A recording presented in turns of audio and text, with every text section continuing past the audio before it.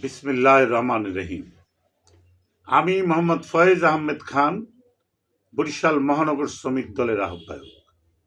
আমি বরিশাল সদর ৫ আসনের সকল শ্রমজীবী মা ভাই বোনকে জানাই আসসালামু আলাইকুম।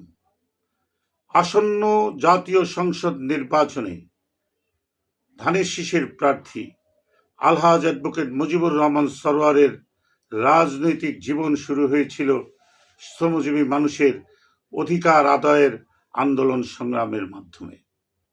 আজ তিনি বরিশাল সদর ৫ আসনের ধানের শীষের প্রার্থী। শ্রমজীবী মানুষের পাশে ছিলেন, শ্রমজীবী মানুষের সকল আন্দোলন সংগ্রামের প্রতি তার ছিল পূর্ণ সমর্থন।